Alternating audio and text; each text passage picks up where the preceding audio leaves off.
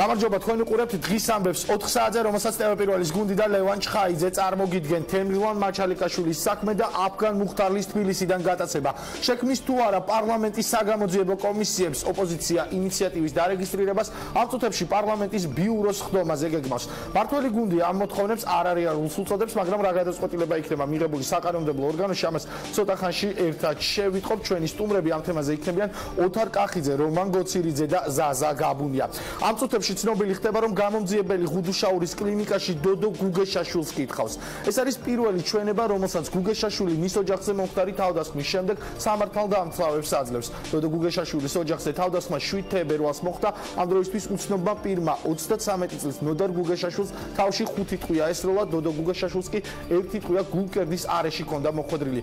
დამნაშავე შემთხვევის ადგილიდან მიიმალა, მეზობლებმა მოახერხეს მკვლელის ნანახვა და ახლა მიმდინარეობს გამოძიება მის დასაკავებლად. მიუხედავად იმისა, რომ გუგეშაშვილი პირველ ჩვენებას ახლა იძლევა, მან ოპერაციის დაწყებამდე დღის ამბების ინფორმაციით პოლიციას მიაწოდა ინფორმაცია მკვლელის ვინაობის შესახებ. დოდო გუგეშაშვილის ძმა თემურ გუგეშაშვილი დედაშვილზე თავდასხმას 15 წლის წინ მომხდარ ინციდენტს უკავშირებს. თემურ გუგეშაშვილმა განაცხადა, რომ 15 წლის წინ მოხდა მცირე ინციდენტი, რომელიც ყოველგვარი ფიზიკური დაზიანებების გარეშე დასრულდა, თუმცა მას დეტალებზე არ უსაუბრია. რაც შეეხება გავრცელებულ ინფორმაციას, რომ მკვლელის მიმართ გასროლა დოდო გუგეშაშვილმაც განახორციელა, თემურ გუგეშაშვილი ამ ვერსიას გამორიცხავს.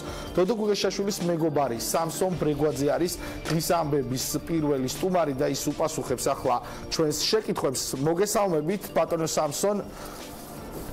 მადლობა, რომ დაგვთანხმდით გადაცემაში მონაწილეობაზე. პირველი კითხვა, რომელიც გვაქვს, თქვენ ვიცით, რომ ესაუბრეთ უკვე დოდო გუგეშაშვილს და ასევე გამოძიებასთან გააქვთ დადებული, ასე ვთქვათ, პირობა, რომ გაუთქმელობა იქნება თქვენი მხრიდან დაცული. იცით თუ არა იმ ადამიანის ვინაობა, რომელმაც განახორციელა დოდო გუგეშაშვილის დაჭრა და მისი შვილის მკვლელობა? არ გვისაუბრია ჩვენ მაგ თემაზე. კითხვა რაც დამისვა, ეს იყო შვილის მდგომარეობა, რომელზეც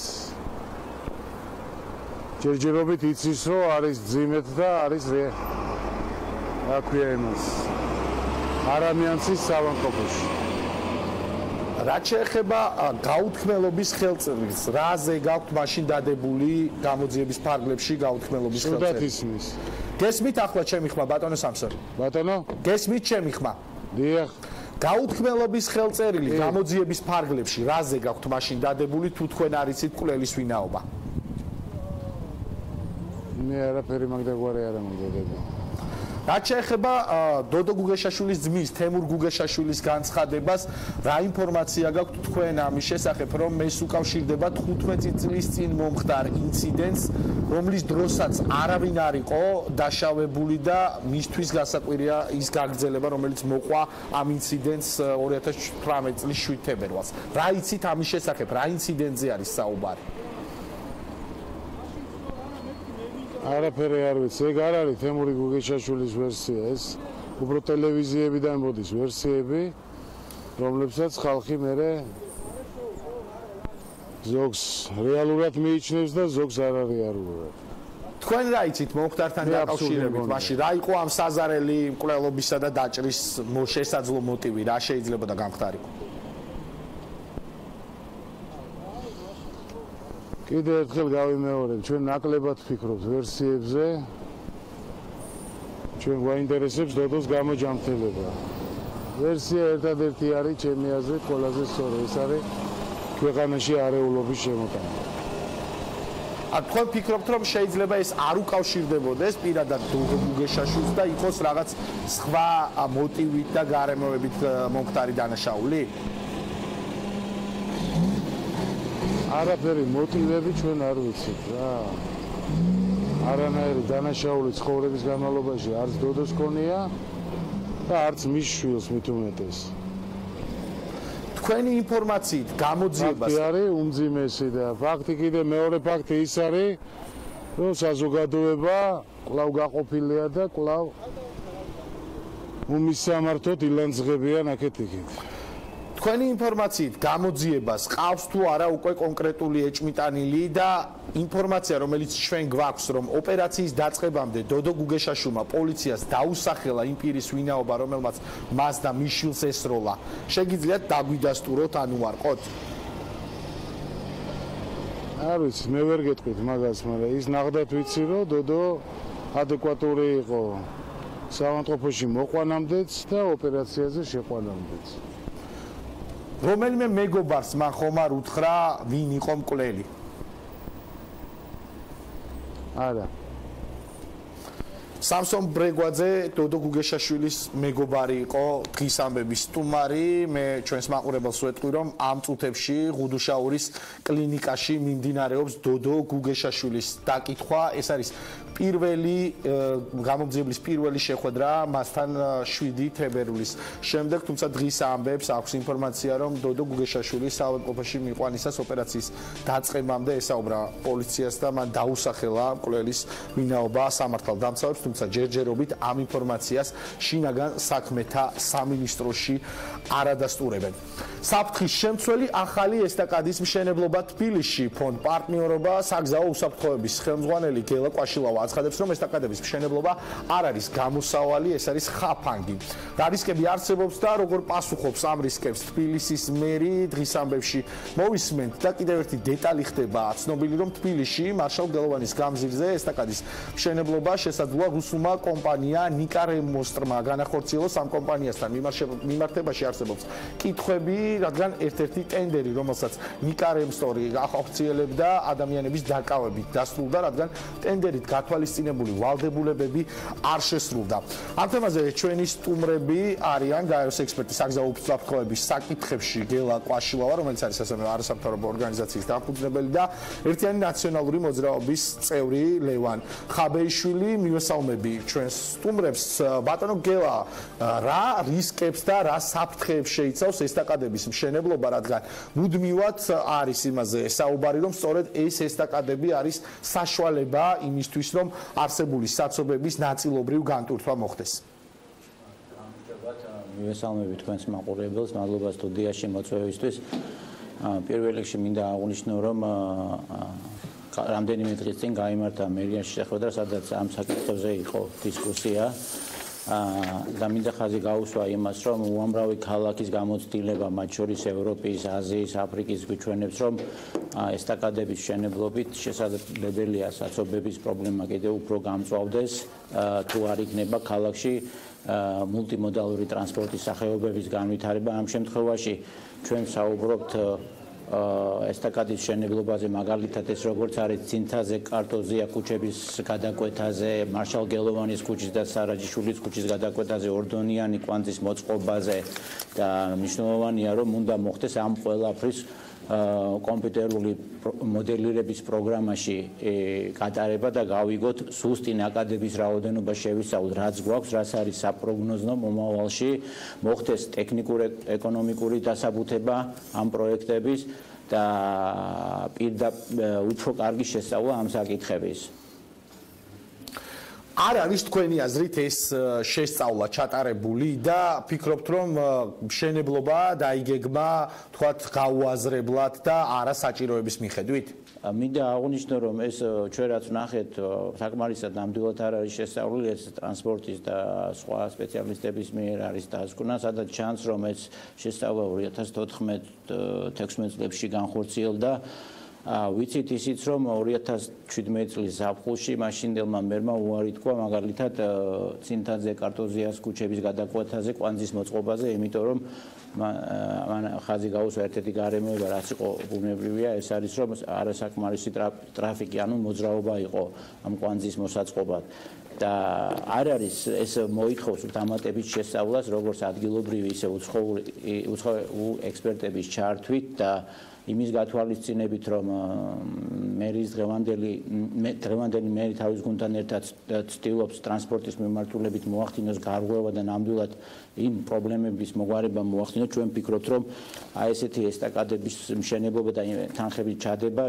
კარგად უნდა იყოს შესწავლილი და ისე არ მოხდეს როგორც უწინ ქონდა როცა გმირთა მოედანზე იცით ესტაკადა რო აშენდა უამრავი პრობლემა არსებობს შესასვლელში, გამოსასვლელებში და ეს ყველაფერი უნდა იყოს უფრო მაღალ დონეზე შესწავლილი. თუმცა დღეს რომ არ იყოს ბატონო გელა ეს ესტაკადა გმირთა მოედანზე რომელზეც საუბრობთ, რა სიტუაცია და რეალობა გვექნებოდა? თქვათ იქ მრავალი გასასვლელია, სადაც ავტომობილები, სატრანსპორტო საშუალებები ახერხებენ გასვლას. ეს რომ არ იყოს უკეთესი სიტუაცია იქნებოდა? მინდა გითხრათ რომ აი შესვლის და გამოსვლის აი ზუსტად აი ამ ესტაკადაზე პრობლემები ნამდვილად უფრო უკეთესი იქნებოდა იმ თვალსაზრისით თვითონ აი ეს ესტაკადის როგორც არ მოწყობილი ერთზოლიანი ხომ და იქ არ არის აქ ესტაკადას როცა ვაშენეთ ბუნებრივია უნდა გათვლილი იყოს ქალაქის პირობებში ზოგადად ესტაკადები და ესე იგი ფრიუეიები ეგრეთ წოდებული შენდება ქალაქის გასასვლელებში სადაც urbanული მოსახლეობა ნაკლებად არის, სადაც აქცენტი კეთდება სიჩქარეებზე. ქალაქში იცით რომ გამტარუნარიანობა მაქსიმალურად ქუჩაში შეიძლება იყოს 1600-დან 1800-მდე ავტომობილი და აი ესტაკადის აშენებით ჩვენ ამ სიჩქარეს მაინც ვერ დავიჭერთ. აი მის თქმა მინდა რომ ის სადღაც მაინც ეს არის ბოთლის პრინციპი თუ წყავს ის მაინც სადღაც უნდა გავიდეს, გაიწრიტოს და აქ დაგეგმარებას აქვს ძალიან დიდი მნიშვნელობა და აი ამ პრინციპების გათვალისწინებით უნდა მოხდეს ახალი გზების დაგეგმარება, იგივე მნიშვნელოვანია რომ არ უნდა დაიღოს ზოგადად მდგრადი განვითარების თანამედროვე პრინციპები, რაც გულისხმობს რომ რაც შეიძლება ეკოლოგიურად სუფთა საზოგადოებრივი ტრანსპორტის ახალისებას მოკლე მანძილზე რა თქმა უნდა ქვეითების ველობილიკების ახალისებას აქ ხაზი მინდა გაუსვა რომ ეს ერთი ესტაკადა რომელიც გადის იპოდრომზე ვიცით იპოდრომის სტატუსი როგორი მდგომარეობა ის პირიქით უფრო მწვანე უნდა გახდეს უფრო მიმზიდველი გახდეს ესეთი გამოცდილებაც არსებობს იქ სადაც გადის ესტაკადები მცირდება ფასები რა ქვია იქ ადგილობრივ იქ მიმდებარე უძრავ ქონებაზე და ეს არის დაგროვილი გამოცდილება და ზუსტად აი ესეთ ხაბანგში არ უნდა მოხდეს და ის წარსული შეცდომები არ უნდა გავიმეოროთ, როცა ვაპირებთ ქალაქში აი ესეთი მსხვილი ინფრასტრუქტურული ჩარევების განხორციელებას. მადლობა გეღაეროს ექსპერტი საგზაო უსაფრთხოების საკითხებში გელა კვაშილავა პასუხობდა ჩვენს შეკითხვებს და ახლა კი უკვე თბილისის საკრებულოს დეპუტატი ერთიანი ნაციონალური მოძრაობიდან ლევან ხაბეიშვილი გააგრძელებს საუბარს. მოგესალმებით ლევან, ძალიან საინტერესო ისტორიის მქონე კომპანია აშენებს, უпростоრად მონაწილეობს ტენდერში, რომელიც ესტაკადის მშენებლობა უნდა დაიწყოს მარშალ გელოვანის გამზირზე. კერძოდ ეს არის კომპანია ნიკარემსტროი, რომელიც 2016 წელს არის საქართველოში დარეგისტრირებული რეალურად რუსული კომპანიაა და ამ კომპანიას 300,000 ლარით ნაკლები აქვს შეთავაზებული ამ ესტაკადის მშენებლობაზე და არის ერთადერთი მონაწილე, რომელმაც წარადგინა ამ ტენდერში. წინადადება, თუმცა თიანეთის მუნიციპალიტეტში ამ კომპანიის მიერ განხორციელებული ტენდერის დროს დააკავეს რამდენიმე ადამიანი, რადგან ვერ შესრულდა სატენდერო ვალდებულებები და გამოძიებამ თანამდებობრივი უფლებამოსილების ბოროტად გამოყენების გამო თიანეთის მუნიციპალიტეტის სხვადასხვა სამსახურების უფროსები დააკავათ, თუმცა ამის მიუხედავად კომპანია მაინც მიიღო კუთვნილი თანხები სახელმწიფო ბიუჯეტიდან. არის თუ არა რეალურად პრობლემა, რომ ასეთი კომპანიები, საეჭვო რეპუტაციის მქონე კომპანიები ისევ იმარჯვებენ ტენდერებში და როგორ ფიქრობთ, ამ საკითხის შესწავლა მოხდება თუ არა მერიის მხრიდან? პირველ რიგში მოგესალმებით მიესალმებ მაყურებელს. ლევან, ძალიან მნიშვნელოვანია, როცა დედაქალაქის მერიის ტენდერებზე ვსაუბრობთ, ჩვენ არაერთხელ შევხვედრილი ვართ ესეთ პრობლემებს, როცა შემდეგ კომპანია არ ივარგებს ხოლმე და ჩვენ ნახეთ მაგალითად ყვარელ რელმშენის სიტუაცია, როცა შავსიაში იყო, რამდენიმე თვით ადრე სანამ ის ტენდერში გაიმარჯვა და შემდეგ დისკვალიფიკაციაც ჰქონდა მიღებული, თუმცა ვარკეთილის სამუშაოები დაკვეთა მიიღო, ნუ რა უბედური შემთხვევაც მოხდა, ყველამ კარგად ვიცით. ასევე რუსეთთან დაკავშირებული კომპანიები, ეს არ არის პირველი შემთხვევა დედაქალაქის მერიის მიერ გაფორმებული ხელშეკრულება, ნუ ჯერ არ გაფორმებულა, თუმცა შეფასება მიმდინარეობს და ალბათ არაფერი არ დაუდგება იმას, რომ ამ კომპანიასთან ხელშეკრულება გაფორმდეს. ჩვენ გვახსოვს მაგალითად გამაგრებით სამუშაოებზე დავით ნარმანიამ და გაუფორმა რუსულ კომპანიას, რომელსაც ასე ვთქვათ, რუსეთში ყავდა დედა კომპანია და ფილიალი იყო საქართველოში და აღმოჩნდა, რომ კომპანია, რომელიც ასრულებდა გამაგრებით სამუშაოებს, რუსეთში დაკავებული იყო კვერცხის, ზეთის და ასეთი ბიზნესით. ანუ არანაირი სამშენებლო მიმართულებით გამოცდილება კომპანიას არ ქონდა, რომელმაც საქართველოში მოიგო კორპუსის გამაგრების სამუშაოები. ამ შემთხვევაში ახლა ამ კონკრეტულ კომპანიაზე თუ ვისაუბრებთ, მე წამოვიღე კონკრეტული დოკუმენტაცია, ეს მაყურებელს მინდა ვაჩვენო, არა მარტო საქართველოში, არამედ რუსეთში, რაც მას აი მოხაზული მაქვს, სასამართლო დავები რაც აქვს, ლევან, ესე იგი 40% წაგებული აქვს, 60% უბრალოდ მიმდინარეობს, არც 1% რაც სასამართლოში საქმე ქონია, ასე ვთქვათ, ამ კომპანიას 1-0%-ია გამარჯვება. ანუ არც ერთ სასამართლო დავა არ მოუგია ამ კომპანიას, რაც მიანიშნებს იმაზე, რომ საკმაოდ ასე ვთქვათ, საეჭვო რეპუტაციის არა მარტო საქართველოში თქვენ თიანეთის შემთხვევა ახსენეთ, არამედ რუსეთშიც ის კომპანია, რომლის ფილიალსაც წარმოადგენს ეს კონკრეტული კომპანია. ამიტომ როცა საბიუჯეტო სახსრებზე გვაქვს ხოლმე საუბარი და მილიონობით ლარის განკარგვაზე, ძალიან კარგი იქნება თუ თანამდებობის პირები და მათ შორის საბიუჯეტო სახსრის გამკარგავები ამას ყურადღებას მიაქცევენ და კონკრეტულ გამოცდილებას, კონკრეტულ სატენდერო დოკუმენტაციას შექმნიან ისე და მოთხოვნები ექნებათ ისე ჩამოყალიბებული, რომ ასეთმა კომპანიებმა, როგორც არის ყვალე რემშენი, ან ეს კომპანია კონკრეტული ვერ მიიღონ. ეხლა მათ შეიძლება სამუშაოები აწარმოონ სხვადასხვა მიმართულებით, თუმცა როცა საბიუჯეტო სახსრების ხარჯვას და ხარჯს ეხება საქმე, მე მგონია და საზოგადოებას დარწმუნებული ასეთ თulis რომ ცოტა უფრო მეტი, ასე ვთქვათ, სიფრთხილეა საჭირო, იმიტომ რომ არ მივიღოთ ისე ტრაგედია, რაც მაგალითად ვარკეთილის მეტროში მოხდა. ეხლა რაც შეეხება აი კონკრეტული შეიძლება ბიზნეს ინტერესებს და ასე შემდეგ. ანუ ჯერ ჩვენ არ ვიცით ამ ტენდერში საერთოდ მონაწილეობდა თუ არა ვინმე, იმიტომ რომ დახურული ტენდერია და სანამ ხელშეკრულება არ გაფორმდება, ლევან ვერ გავიგებ ჩვენ ამ მე როდესაც ვეძებდი ინფორმაციას, ვკითხულობ რომ ეს არის ერთადერთი კომპანია, რომელმაც თბილისის მერის მიერ გამოცხადებული საკუთარი წინადადება წარადგინა კონკრეტულად. არა, ლევან, ეს ასე არ არის, ანუ ამას ვერ დაგიდასტურებ, რატომ იცი? ამ წუთას არ ჩანს და დახურული ტენდერი, იმიტომ რომ ყველას დაბალი ფასი აჩვენა და მიმდინარეობს, ასე ვთქვათ, ამ კომპანიასთან მოლაპარაკება და საბუთების, ასე ვთქვათ, შეგროვება, ჯერჯერობით არ ჩანს სხვა კომპანიები მონაწილეობდნენ თუ არა. მიხდის სანამ ხელშეკრულება არ გაფორმდება, ჩვენ ვერ დავინახავთ იმ კომპანიებს, რომლებიც მონაწილეობდნენ ამ ტენდერში. ნუ არის ესეთი წესით შესაბამისად ხელაღებით იმის თქვა რომ მარტო ეს კომპანია მონაწილეობდა არ შეიძლება. თუმცა ის რომ ეს კომპანია ფავორიტია ამ ტენდერში და ამ კომპანიასთან მიმდინარეობს სწორედ მოლაპარაკება მერის მხრიდან და კონკრეტული დოკუმენტაციის გადამოწმება, ეს დაადასტურა დღეს თავად დედაქალაქის მერმაც და მან თქვა რომ თურმე ვერაფერ პრობლემას ვერ ხედავს თუ რუსეთში დარეგისტრირებული კომპანია და აი კონკრეტული დოკუმენტაცია ჩვენ შეგვიძლია ახლა მოვისმინოთ კი ისაუბრეთ ლევან აი მოკლედ მინდა ვთქვა კონკრეტულად ეს რა არის ლევან ეს ხელმისაწვდომი დოკუმენტაცია რომელიც რა თქმა უნდა მერის წარმომადგენლებსაც შეუძლიათ მოიპოვონ ხო აი ეს კომპანია რას წარმოადგენს მათ შორის ეხა რუსეთში როგორი კორუფციაა და რამდენ დოლარად და რამდენ მონეტად შეიძლება კონკრეტული დოკუმენტაციის გაყალბება ალბათ მაყურებელმა ჩემზე კარგად იცის თუმცა ამ პირობებშიც კი სასამართლო დავებს ხოლმე საერთოდ ვერ იგებს 5 ვარსკვლავიდან მისი სანდოობა არის 2 ვარსკვლავით შეფასებული აი კონკრეტული ეს შეგიძლიათ რომ გადაამოწმოთ საიძე ანუ მისი სანდოობა რუსეთშიც კი ეჩქვესა და ასევე ეს კომპანია ანუ ბრუნვით რუსეთში არის 160,205 ადგილზე ანუ ნუ ხო წარმოგიდგენიათ ლევან როგორ კომპანიაზე ვსაუბრობ ანუ არაფრის თქმელი ისტორია რო არა აქ ამ კომპანიას რუსეთში და არაფრის გამკეთებელი რო არ არის საერთოდ იმ ქვეყანაშიც კი და შესაბამისად აი ამისთანა დროს როცა ორ მნიშვნელოვან ტენდერს ეს ხომ არ არის რაღაცა უბრალო რო რაღაცა მიაფუჭეჭონ ხო ორ კონკრეტულ ესტაკადაზე ვსაუბრობთ რომელიც ძალიან მნიშვნელოვანია მათ შორის რომ იყოს ხარისხიანი და კარგად შესრულებული ამიტომ მეტი დაკვირვება მართებთ დედაქალაქის თავრობის წარმომადგენლებს და ვფიქრობ რომ ამ მიმართულებით ისინი არ უნდა იყვნენ კორუფციაში გაყოლები როგორც ვინახავს მე წარმომადგენლებს რომ ყოფილიყვნენ დღისამბების სტუმრები ამ თემაზე თუმცა გითხრას რომ მათ თბილისის მერმა ამ თემაზე გააკეთა უკვე კომენტარი და მეტი საუბარი თუნდაც მოვისმინოთ კახი კალაძის კომენტარი რომელიც მან სწორედ ამ თემასთან დაკავშირებით გააკეთა და შემდეგ უკვე გავაგრძელოთ საუბარი. შაგალანისა და სარაჯიშვილის პროექტზე ეს კატალოგის მშენებლობა როდის დაიწყება?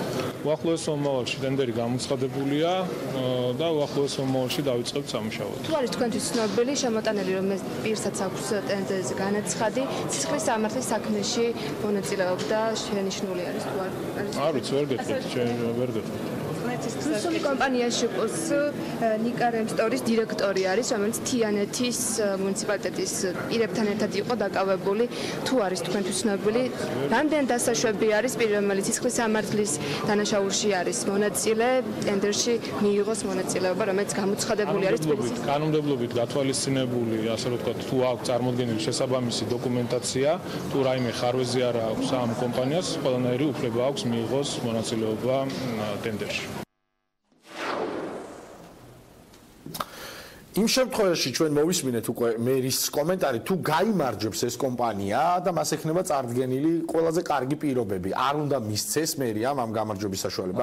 ლევან, ძალიან სვამ მარტივ კითხვას, კომპანია, რომელიც რამდენიმე თვის წინ ბრალდებული იყო თიანეთში კონკრეტული საბიუჯეტო სახსრების მითვისებაში, კონკრეტული ადამიანის სისამართლის საქმეში ფიგურებს, გულისხმობ ამ კომპანიის დირექტორს, კომპანია, რომელიც შავსიაში იყო, კომპანია, რომელიც რუსეთშიც გესაუბრეთ, რომ არც ერთი დავა სასამართლო არ აქვს მოგებული და პირიქით 40% მას წაგებული აქვს, დანარჩენი დავები, ასე ვთქვათ, მიმდინარეა, მათ შორის როცა ვამბობთ, რომ რუსეთში არანაირი გამოცდილება არ აქვს და 160,000 ადგილზეა ეს კომპანია და საერთოდ არაფრის მაქნისი იქ არ არის, ესეთი საეჭვო რეპუტაციის კომპანიამ, რომ მოიგოს ტენდერი. აი, ლევან, მე და თქვენ დავაფუძნეთ შეპესე და არაგონიულად დაბალი ფასი ვაჩვენეთ, მე და თქვენ გაგვიფორმებს ვინმე ხელშეკრულებას, ანუ ესე ხომ არ ხდება, რომ დაბალი ფასი მაჩვენა და აი ამიტომ მე ხელშეკრულებას ვუფორმებ. ეხლა ესეთი შემთხვევა იყო ნილთან დაკავშირებით და ვხედათ ყოველდღიურ პრობლემას, ხან ის რა ქვია, ძველი თევზიში აქვს, ხან ღვინის შეფუთვით რძეში აქვს და ასე შემდეგ. საბოლოო ჯამში გასაგებია, აუცილებლად სანამ დაგემშვიდობებით უნდა გკითხოთ იმ განცხადებასთან და მიმართვასთან დაკავშირებით, რომელიც გააკეთეს საქართველოს მთავარი პროკურატურისა და აუდიტის სამსახურის მიმართ, საიდან ქონდა პრემიერი მინისტრის მამას $50,000, რომელიც მან მთავრობის მეთაურს აჩუქა. როგორ ფიქრობ, მოხდება თუ არა ამ ფაქტის გამოძიება და შესწავლა და ასევე ერთი კითხვა მაქვს. პრემიერ-მინისტრის მამა არის თუ არა დასაქმებული სადმე, ან აქვს თუ არა მას რაიმე სახის შემოსავალი ლევან, აი ძალიან მარტივი შეკითხვაა ხვდებით, როცა ეხლა თქვენ წარმოიდგინეთ ესეთი ამბავი, რომ რომელიმე ცივილურ დემოკრატიულ ქვეყანაში ეს კითხვის ნიშნებს დადგეს პრემიერ-მინისტრის შემოსავალი და გასავალი. ესეთი უკვე 2016 წელს მოხდა ლევან და მისივე დეკლარაციიდან ირკვეოდა, რომ მის და მის მეუღლეს რომ 93,000 ლარი ქონდა შემოსავალი, გასავალი ქონდა იმავე წელს 200,000 ლარზე უფრო მეტი და მან გადაუხადა ეს 200,000 ლარი ბიძინა ივანიშვილის ბანკ ქართულს ვალის სახით. ანუ შემოსავალი 93,000 ლარი მიიღო, გასავალი 200,000 ლარზე მეტი იყო. 2.5-ჯერ მეტი ფაქტობრივად ვიდრე შემოსავალი. ეს ხომ მან დაწერა დეკლარაციაში და ეს ხომ ლევან ხაბეიშვილმა არ მოიგონა ან ოპოზიციამ, ხო? ანუ ამაზე ჩვენ პროკურატურას მიმართეთ. ახლა რა ხდება? ჩვენ ნახეთ რომ ეს პრაქტიკა რომ ნახა პრემიერმა რომ რაღაცა დისბალანსი იყო შემოსავალსა და გასავალს შორის, სავარაუდოდ ეს არის ვარაუდი, ჩემი რომ მოახდინა ამით, ასე ვთქვათ, დაფარვა და თითქოს მამა მაჩუქა. რატომ გონია ეს? იმიტომ რომ 2016 წელს ეს საქმე არ გამოძიებულა და არავის არ უთქვამს საიდან მოიტანა პრემიერმა 200,000 ლარი, როცა შემოსავალი ქონდა 93,000 ლარი. ხო ძალიან მარტივი კითხვა. ორი ამბავია, ხო ან დეკლარირებული ქონება დამალა და შემოსავალი და არ თქვა, ან მეორე ქონდა შავი ფული, რომელსაც რა თქმა უნდა დეკლარაციაში ვერ გაატარებდა და ამიტომ იყო დისბალანსი. ორი ამბავი, ორივე შემთხვევაში დანაშაულია. თუ შემოსავალს მალავს პრემიერ-მინისტრი, ან არ აქვს, შავი ფული აქვს, ან რაღაც არალეგალური შემოსავალი და იქიდან იხდის. ანუ ამ ამოცანას ძალიან მარტივი პასუხი უნდა ქონოდა, თუმცა არ ქონდა. ამიტომ დღეს კიდევ უფრო მეტი ეჭვის საფუძველს იძლევა ის, რომ მაგალითად ჯემალ კვირიკაშვილმა, რომელიც არსად არ მუშაობს, ყოველ შემთხვევაში საჯაროდ ამის მოპოვება ლევან ხა ფიზიკურად რაც შეიძლება რომ მოვიპოვოთ ეს მასალა იყო საჯარო, ამის გადამოწმება მოვახდინეთ, ის არსად არ მუშაობს. მადლობა ლევან. თბილისის საკრებულოს დეპუტატი ერთიანი ნაციონალური მოძრაობიდან ლევან ხაბეიშვილი საუბრობდა დღის ამბების ეთერში. ახლა კი მინისტრის შესახებ, რომელიც ქვეყანაში კანონის დაცვის ერთ-ერთი მთავარი გარანტი უნდა იყოს, სასამართლომ დაადგინა, რომ თავად აღმოჩნდა კანონდარღვევი. თეა წულუკიანს მისი ყოფილი თანამშრომლები უპირისპირდებიან და მას მოუგეს სასამართლო დავა. 4 წლიანი დავა დასრულებულია იუსტიციის სამინისტროს მარცხით. ყველა სასამართლო ინსტანციის გავლის შემდეგ მინისტრი თეა წულუკიანი ვალდებულია სამსახურიდან გათავისუფლებული ორი თანამშრომელი თანამდებობაზე აღადგინოს. თამაზ აყופაძე და ანა სუბელიანი ახლა სამსახურში აღდგენეს და თითქმის 4 წლის ხელფასის ოდენობის თანხის აღებას ერთად ელოდებიან. უწყებას გათავისუფლებული თანამშრომლების სამსახურში აღდგენა და განაცდურის სრულად ანაზღაურება დაავალა სასამართლომ. გათავისუფლებულები აცხადებენ, რომ თეა წულუკიანის პირადი გადაწყვეტილებით დაითხოვეს ეს ადამიანები იუსტიციის სამინისტროდან და სწორედ ანა სუბელიანი იუსტიციის სამინისტროს ყოფილი თანამშრომელი, რომელმაც მოუგო მინისტრს სასამართლო დავა, არის ახლა დღის ამბების სტუმარი. მოგესალმებით, ანა, მადლობა რომ იღებთ გადაცემაში მონაწილეობას. რეალურად პირველი რაც მაინტერესებს, რა იყო თქვენი სამსახურიდან გათავისუფლების მიზეზი და თქვენ ამბობთ, რომ პირადად თეა წულუკიანის გადაწყვეტილების გამო გათავისუფლეს იუსტიციის სამინისტროდან. ქონდათ თუ არა მასთან შეხვედრა მაშინ და რა გახდა მიზეზი, რის გამოც თქვენ მოგიწიათ სამსახურის დატოვება? პირველ პირველ რიგში ძალიან დიდი მადლობა მოწვევისთვის და ამ საკითხით ესეთი დიდი ინტერესისთვის, რასაც თქვენი ტელეარხი განსაკუთრებულად იჩენს და მადლობა კიდევ ერთხელ ამისთვის. რაც შეეხება იმას თუ რა იყო ჩემი და თამაზახობაძის გათავისუფლების საფუძველი, დაწნობით შეგვიძლია გითხრათ, რომ ეს იყო ცალსახად პოლიტიკური ნიშნით დისკრიმინაცია. მიუხედავად იმისა, რომ არც ერთი ჩვენგანი არ წარმოადგენთ არც ერთ პოლიტიკურ ძალას და ვიყავით უბრალოდ საჯარო მოხელეები, რომლებიც ჩვენს ფუნქციას ვასრულებდით, თეატრალკიანის მხრიდან ჩვენ მაინც აღქმულნი ვიყავით როგორც წინამთავრობის გადმონაშთები და მე ახლა ვციტირებ მას. ეს არის მისი სიტყვები, რომელიც ახსენა უშუალოდ ჩვენი Facebook პოსტების დეტალურად განხილვის დროს. დიახ. გისმენ? მე მეგონა რაღაც მეუბნებოდი თუ კაცრავად. დიახ და მოკლედ Facebook პოსტები გახდა ერთ-ერთი მთავარი საფუძველი ჩვენი გათავისუფლებისა, ანუ აზრის თავისუფლად გამოხატვის შესაძლებლობა ფაქტობრივად არ მოგვეცა.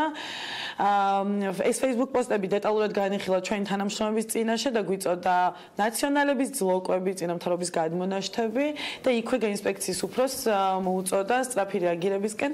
სწორედ აქედან დაიწყო დაახლოებით თვენახევრის განმავლობაში ჩვენზე ძალიან ისეთი ინტენსიური ზეწოლა, გარიგების მცდელობები, პერიოდულად მუქარა, რომ ისეთი საფუძვლით გაგვათავისუფლებდნენ, რომ ვერც ერთ სამსახურში ვერ შევძლებდით შემდეგ დასაქმებას. ჩვენ რა თქმა უნდა ეს არ დავიჯერეთ, არ დავთანხმდით არანაირ გარიგებას და მათ საბოლოოდ მოუხდათ რეორგანიზაციის საფუძველზე ჩვენი გათავისუფლება. და ფიქრობთ, რომ ეს რეორგანიზაცია მხოლოდ იმით იყო განპირობებული, რომ თქვენ გაეთავისუფლებინეთ სამსახურიდან? რეორგანიზაცია ისედაც იყო დაგეგმილი, თუმცა ძალიან მარტივი არაღად იქნა გამოყენებული ჩვენი გათავისუფლებისთვის. ჩვენი გათავისუფლების ბრძანებებში ეწერა, რომ ოპტიმიზაციის მიზნით ჩატარებული რეორგანიზაცია იყო ამ გათავისუფლების საფუძველი, თუმცა რეორგანიზაციის შედეგად არც შტატები შემცირებულა, არც ბიუჯეტი შემცირებულა და მხოლოდ ჩვენი ორი ადამიანის გათავისუფლება გახდა აუცილებელი. ანა, მოდი მოვისმინოთ თეატრალკიანის კომენტარი და შემდეგ უკვე გავაგზავნოთ საუბარი. სასამართლო გადაწყვეტილებები აუცილებლად უნდა აღსრულდეს და ამ საქმეზეც მათ შორის სასამართლო გადაწყვეტილება იქნება აღსრულებული იმ ფარგლებში, რაც თქვა ქართულმა სასამართლომ. სასამართლო გადაწყვეტილება აუცილებლად უნდა აღსრულდეს. აპირებთ თუ არა, რომ დაბრუნდეთ ისევ თქვენს სამუშაო ადგილზე, რადგან თქვენ ამბობთ, რომ მინისტრი პირადად იყო დაპირისპირებული თქვენთან და სწორედ ეს გახდა საფუძველი სამსახურიდან გათავისუფლების. ასეთ პირობებში გეგმავთ თუ არა, რომ იმუშაოთ ისევ იუსტიციის სამინისტროში? პირველ რიგში არ მინდა შეცდომაში შეგიყვანოთ ქალბატონი წულუკიანის ამ კომენტარმა, რომელსაც უკვე მეორე დაკეთებს მედიის წინაშე. არავითარი ფარგლები არ დაუდგენია სასამართლოს. სასამართლომ თქვა, რომ უნდა აღსრულდეს გადაწყვეტილება დაუყოვნებლივ და ჩვენ უკვე რამდენიმე თვე რაც აღსრულების ბიუროში მიტანილი გვაქვს აღსრულებლო ფურცელი და აღსრულების ბიურო, რომელიც შეგახსენებთ, რომ არის იუსტიციის სამინისტროს დაქვემდებარებაში არსებული სიპი, აჭიანურებს მაქსიმალურად ამ პროცესს. იყო იქ გარიგების მცდელობა. მინისტრი აჭიანურებს სასამართლო გადაწყვეტილების აღსრულებას და თქვენ გიწევთ დღეს აღსრულების ბიუროსთვის მიმართვა, რომ შესრულდეს სასამართლოს გადაწყვეტილება, როგორც ფინანსურ ნაწილში, ასევე სამსახურთან მიმართებაში? ძალიან აბსურდული შემთხვევა გვაქვს, როდესაც ესე იგი ერთის მხრივ ჩვენი მოვალი არის დანაშაულის პრევენციის ცენტრი, რომელიც არის იუსტიციის სამინისტროს დაქვემდებარებაში მყოფი სიპი.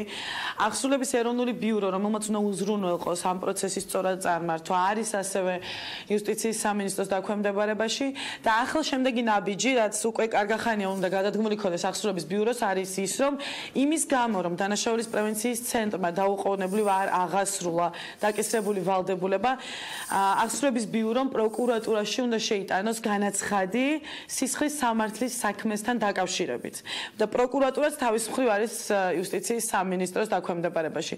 ძალიან ისეთი ალბათ ერთეული შემთხვევა, როგორც შეიძლება არც ყოფილა საქართველოს ისტორიაში. აუცილებლად მივადევნებთ თვალს თუ როგორ განვითარდება ეს პროცესი და რეალურად სასამართლოს მიერ მიღებული გადაწყვეტილება თქვენთან მიმართებაში აღსრულდება თუ არა. მადლობა ანა სუბელიანი იყო ჩვენი სტუმარი. რეკლამის შემდეგ კი უკვე გავიგებთ შექმნის თუ არა პარლამენტი საგამოძიებო კომისიებს თემრილან მაჩალიკაშვილისა და აფღან მუხთარლის საქმეებზე. ოთარ კახიძე, რომან გოცირიძე, ზაზა გაბუნია იქნებიან ჩვენი სტუმრები. რამდენიმე წუთში ვაგრძელებთ პირდაპირ ეთერში მუშაობას.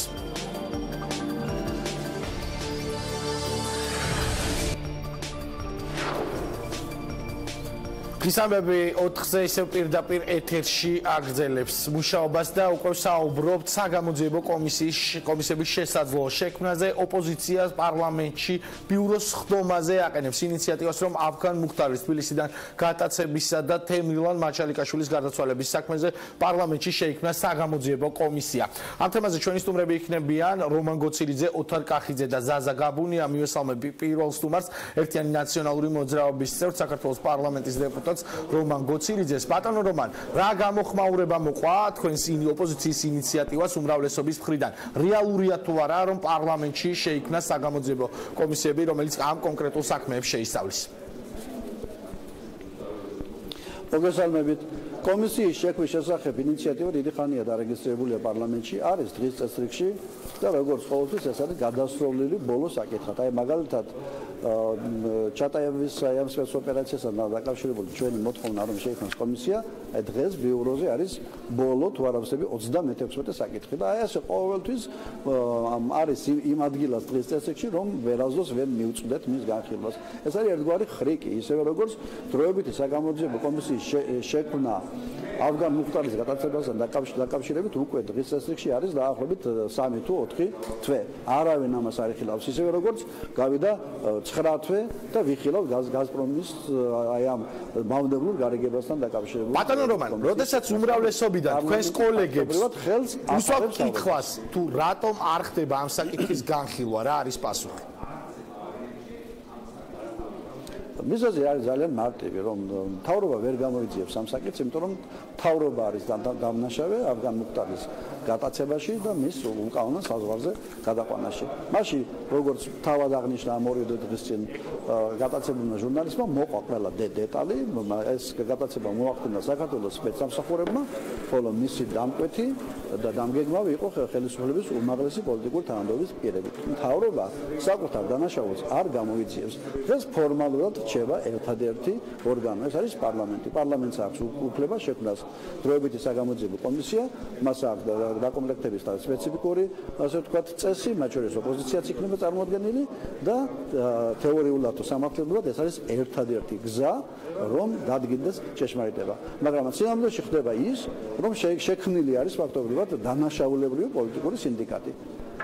სპეცსამსახურები, რომლებიც იტაცებენ ადამიანს, მთავრობის უმაღლესი პირები, რომლებიც უკვეთავენ ადამიანის გატაცებას და პარლამენტი, რომელიც ხელს აფარებს ამ პროცესის გამოძიებას.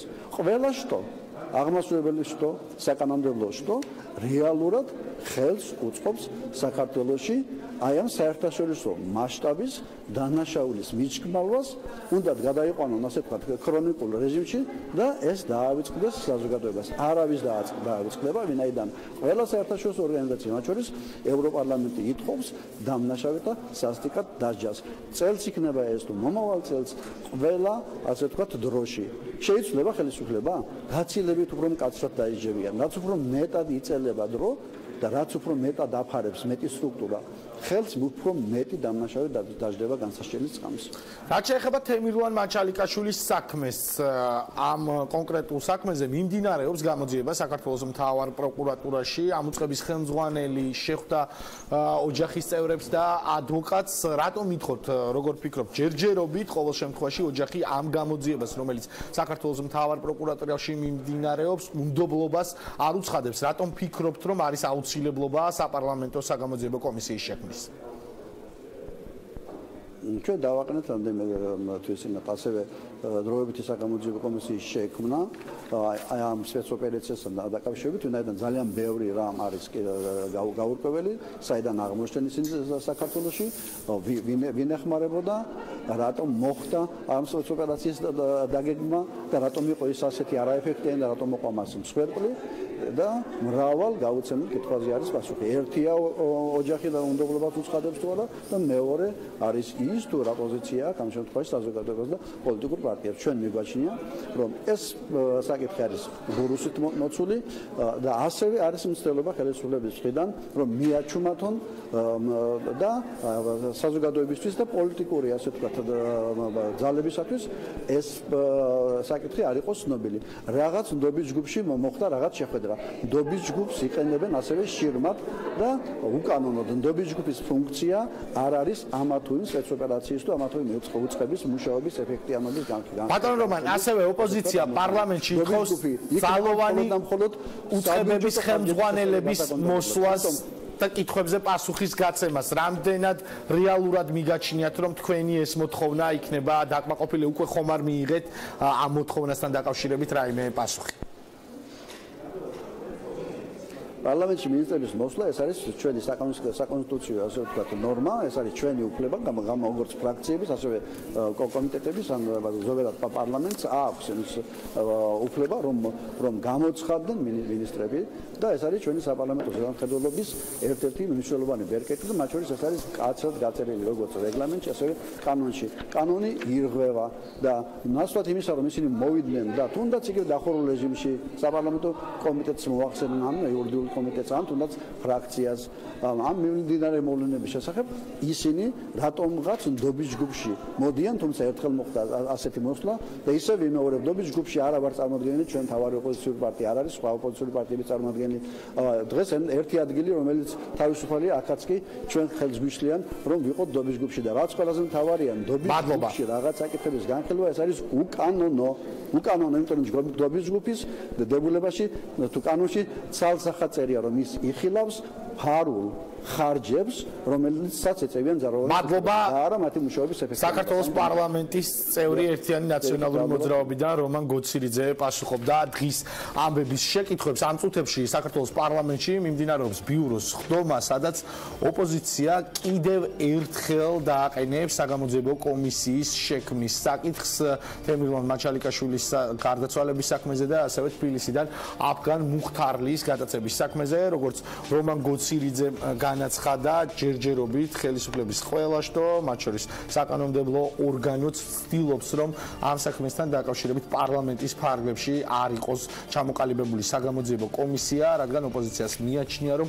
ხელისუფლების როლი ამ საქმეებში არის საკმაოდ დიდი და ისინი ცდილობენ, რომ რეალურად დააფარონ ხელი ადამიანებს, რომლებიც შესაძლოა აფგან მუხთარლისა და თემირლან მაჩალიკაშვილის საქმეებში ფიგურირებდნენ. ჩვენი სტუმარი მომდევნო იქნება უკვე ევროპული საქართველოს წარმომადგენელი ოთარ კახიძე, რომელიც ესწრებოდა დღეს საქართველოს პარლამენტში ბიუროს ხდომას, თუმცა აქ საინტერესოა ერთი დეტალი, რამდენად შეძლებს პარლამენტის საგამოძიებო კომისია მოიპოვოს რეალური მტკიცებულებები და მასალები და თუნდაც აფგან მუხთარლის გადაცემის საქმეზე დაადგინოს ჭეშმარიტება, მაშინ როდესაც ვიცით, რომ ამ საქმეში წითელი ხიდის, უბრალოდ ლაგოდეხის სასაზღვრო გამშვები პუნქტის დაახლოებით 20-მდე კამერის ჩანაწერი არ არსებობს და ასევე თბილისის ცენტრიდან ლაგოდეხამდე არსებული კამერების არც ერთი ჩანაწერი არ არსებობს, სადაც შეიძლება სავარაუდოდ იყოს აფგან მუხთარლის გადაადგილება.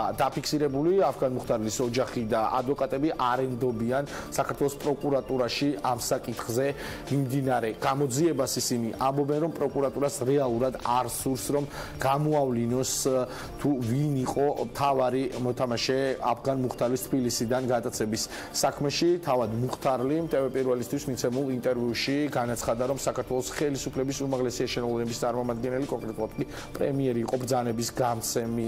რაც შეეხება საქართველოს პარლამენტს, ჩვენ ახლა შეგვიძლია ჩავთოთ პირდაპირ ეთერში უკვე ოთარ კახიძე, ევროპული საქართველოს ერთ-ერთი ლიდერი და სწორედ ის უპასუხებს ჩვენს შეკითხვებს. მოგესალმებით, ბატონო ოთარ, მადლობა რომ იღებთ გადაცემაში მონაწილეობას. მოგესალმებით. ჩვენ ყველა ვიცით, რომ მიმდინარეობს საქართველოს მთავარ პროკურატურაში აფგან მუხთარლის გადაცემის საქმეზე გამოძიება. უბრალოდ გაუჩინარების ასეთი ფორმულირება არის გამოძიებაში. როგორ უნდა დაადგინოს თუ პარლამენტმა შექმნა საგამოძიებო კომისია, რეალურად რა მოხდა, მაშინ როდესაც ყველა კამერის ჩანაწერი, სადაც შეიძლება ეს იყოს ასახული, არ არსებობს. მათ შორის არც სასაზღვრო გამშვებ პუნქტებს, არც თბილისის ცენტრში და არც თბილისიდან ლაგოდეხამდე. როგორ უნდა დაადგინოთ სიმართლე საპარლამენტო კომისიის ფარგლებში? მოგესალმებით კიდევ ერთხელ, მივესალმებით ტელემაყურებელს.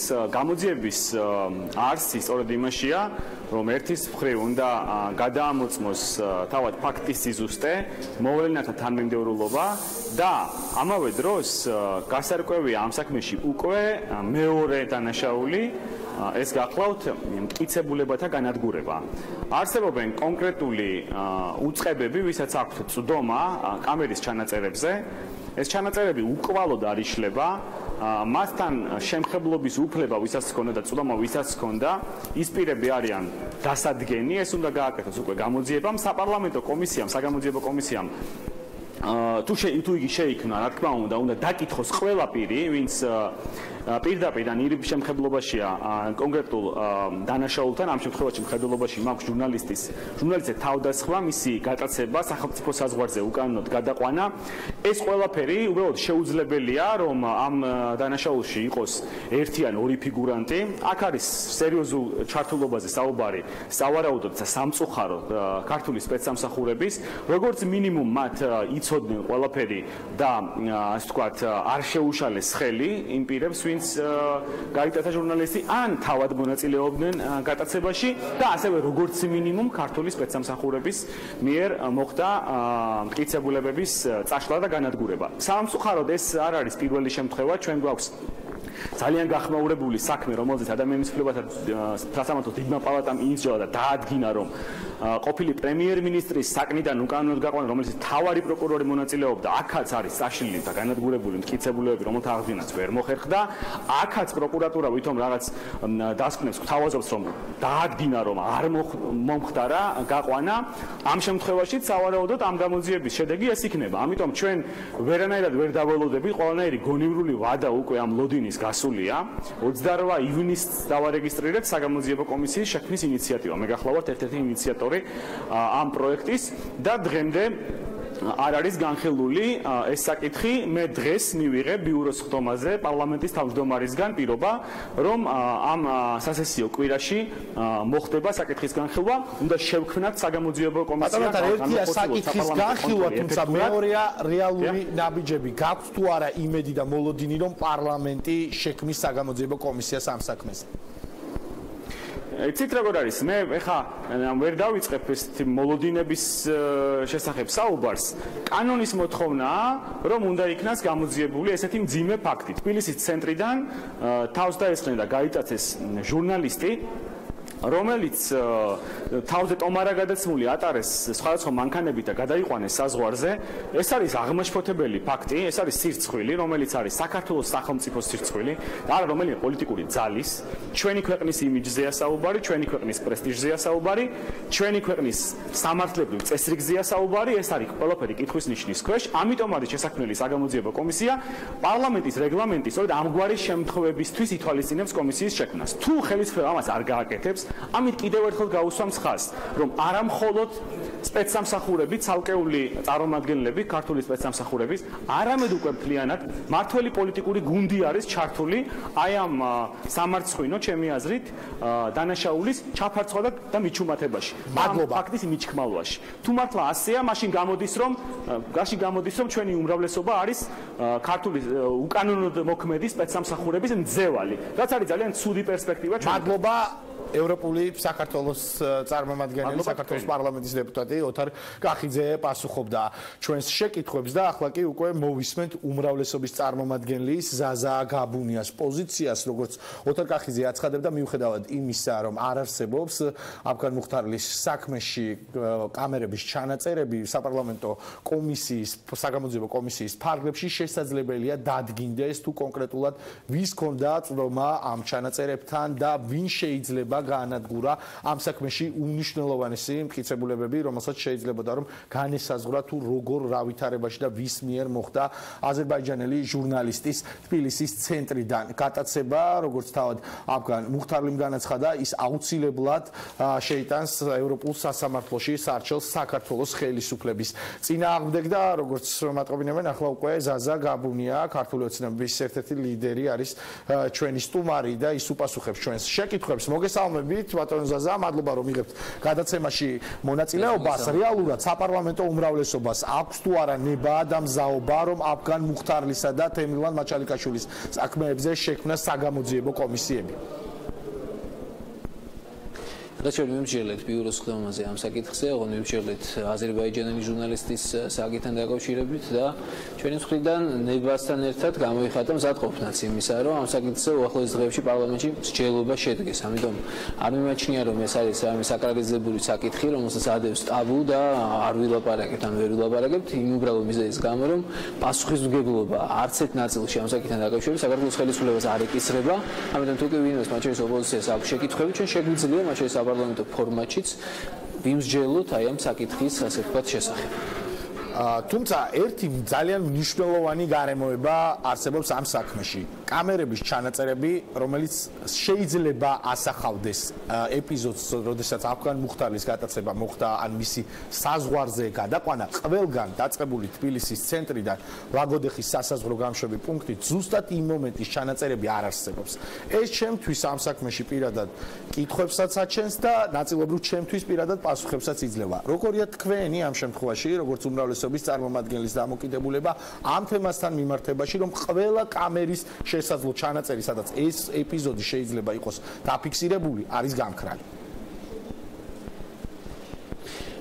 ასე არ ვიტყოდი, ყოველ შემთხვევაში ამ საკითხთან დაკავშირებით გაკეთებული შესაბამის უწყებები და გაკეთებული განცხადებების მიხედვით ყველა კამერის ინფორმაციაზე ასე ვთქვათ, ინფორმაცია არ ვრცელდება ყველა კამერას დაკავშირებით, მაგრამ მე მიმაჩნია, რომ იმ ფონზე, როდესაც აი ამ საკითხთან მიმართებაში არსებობს საკმაოდ მაღალი ყურადღება, ყველა ვისაც აინტერესებს საკითხის დამოუკიდებელ კვლევას და დაკვირვებას აწარმოებს ამ საკითხთან დაკავშირებით და არ გამოკვეთილა რამე კონკრეტული, რომელიც მიანიშნებდა ოპოზიციური განცხადებების ლეგიტიმურობის, ასე ვთქვათ, და სინამდვილეს ხაზს გაუსვამდა, ფაქტია, ეს არის ფაქტი, არსებობს ვარაუდები, არსებობს მცდელობა გარკვეული მოსაზრებების ფაქტად ქცევისა, მათ შორის აი რიტორიკულად, ჩვენ ვისმენდით ასეთ განცხადებებს, თუმცა ფაქტები, რომელიც თქვათ იმეთყველებენ აზერბაიჯანელი ჟურნალისტის მიერ გაკეთებული განცხადებების სისწორეზე, ან ოპოზიციური აქცენტების სისწორეზე, რომელიც კეთდება ამ საქმესთან დაკავშირებით, არ არსებობს ასეთი ფაქტები.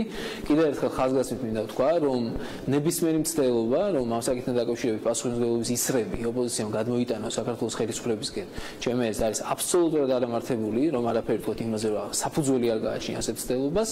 ამიტომ ვთვლი, რომ შეიძლება ვარაუდები არსებობდეს, მაგრამ ამ ვარაუდებს ფაქტები არ ამყარებს და ხაზგასმით მინდა ვთქვა, ნებისმიერი განცხადება, მათ შორის იქ იგივე პრემიერ-მინისტრთან დაკავშირებით და სხვა არის პოლიტიკური ცოდვა, რომელსაც სხვადასხვა ჯგუფი საკუთარ კისერზე, საკუთარ თავზე იღებს და ამ განცხადებების გაკეთებისას და ამ განცხადებებს არავით არის საერთო არ აქვს, ასე ვთქვათ, სიმართლესთან. და მათ შორის ის, რომ ეს ასია, მოწმობს ჩვენ ძალიან ღია და გახსნილი დამოკიდებულება, რომელიც მათ შორის პარლამენტის თავმჯდომარის მხრიდან აი ამ რამდენიმე წუთის წინ ბიუროზე თქვით რომ მზად არის საპარლამენტო უმრავლესობა, რომ მუხტარლის საქმესთან დაკავშირებით საგამოძიებო კომისიის ფორმატში დაიწყოს მუშაობა, რაც შეეხება თემირლან მაჩალიკაშვილის საქმეს. რა იქნება, რა გადაწყვეტილება იქნება მიღებული და რეალურად მარტივად რომ ვთქვათ და ყველასთვის გასაგებ ენაზე, ხომ არაჯობებს თუ თქვენ რასაც ამბობთ, რომ ხელისუფლებისკენ ისრების გადმოტანა არის არასწორი, შეიქმნას კომისიები, გამოიძიოს რეალურად ეს საქმეები და დაიდოს დასკვნა და გავიგოთ არის თუ არა ხელისუფლება აქ დამნაშავე. ლევან ლევან, პირველ რიგში მე მინდა დავაზუსტო, მე არ მithქვამს, რომ საგამოძიებო კომისიას ვქნით, მე ვამბობ, რომ ჩვენ მზად ვართ ვიმსჯელოთ ამ საკითხთან დაკავშირებით, ან ვამბობ იმას, რაც მათ შორის პარლამენტის თავმჯდომარის მხრიდან ბიუროს ხდომაზე ითქვა. ეს სხვა რამეა და კომისიის შექმნას დაკავშირებით განცხადება სხვა რამეა. ჩვენ ვამბობთ, რომ მზად ვართ მსჯელობისთვის ამ საკითხზე, კომისიის შექმნას დაკავშირებით პოზიციები გამოიკვეთება მათ შორის ამ მსჯელობის პროცესში და მსჯელობის მიმდინარეობისას. რაც შეეხება თემირლან მაჩალიკაშვილის საქმეს. დიახ. რაც შეეხება ამ საკითხს, ეს არის ასევე საკითხი, რომელიც სამწუხაროდ გახდა მრავალი მიმართულებით და მათ შორის საშიში კონოტაციის და შინაარსის განცხადებების გაკეთების საფუძველი. არადა გამოძიება არ დასრულებულა და ადამიანები საკუთარ თავს უფლებას აძლევენ წინწრებად, მტკიცებით ფორმაში, ილაპარაკონ ძალიან გრძნობიარე საკითხზე იმგვარად, რომ ისევ, ასე ვთქვათ, დამძიმდეს სურათი და ასე ვთქვათ, ისრები აქაც გადატანილი განკუთვნილი იქნას ხელისუფლების მიმართ. სახელმწიფოს აქვს თავისი ძალიან მნიშვნელოვანი ვალდებულება იზრუნოს მოქალაქეების უსაფრთხოებაზე. ამას ახორციელებენ ძალიან მნიშვნელოვანი კონსტიტუციური ორგანოები ქვეყანაში. შესაბამისად, მათი ქმედებების კანონთან შესაბამისობა არის და ამ მოცემულ შემთხვევაში მათ შორის კანონთან შესაბამისობის დადგენა არის საგამოძიებო ორგანოების საქმე და არა ბელიტრისტიკის და არა ასე ვთქვათ ვარაუდების. ამიტომ მიმაჩნია რომ მადლობა აუნწურავი პასუხები არ იქნა, ასეთ შემთხვევაში შეიძლება იყოს ლეგიტიმური ვთქვათ ეჭვნარევი ვარაუდების გამოთქმის ამ შემთხვევაში საპარლამენტო უმრავლესობა ელოდება გამოძიების დასრულებას და როგორც წესი შემდეგ იქნება მიღებული სახელმწიფო მოქმედებს სახელმწიფო ინტერესების მიხედვით, მათ შორის ამ საკითხში, როდესაც საქმე ეხება სახელმწიფოს უსაფრთხოებას და ვარ ღრმად დარწმუნებული, რომ ამ შეკითხვებს ექნება გამოძიების დასრულების შემდეგ სრული და ამომწურავი პასუხები. და ყველა ველოდებით ამ პასუხებს, რამდენად დამაჯერებელი და არგუმენტირებული იქნება. მადლობა ქართული ოცნების წარმომადგენელი ზაზა გაბუნია პასუხობდა დღის ამბების შეკითხვებს. დღის ამბები 4 საათზე ამით დასრულებულია. თქვენ წინგელით საინფორმაციო გამოშვება, სადაც ძალიან საკმაოდ საინტერესო სიახლეებს შეიტყობთ, ასე რომ დარჩით TV პირველზე, მეგებრშიდობებით ორიქით.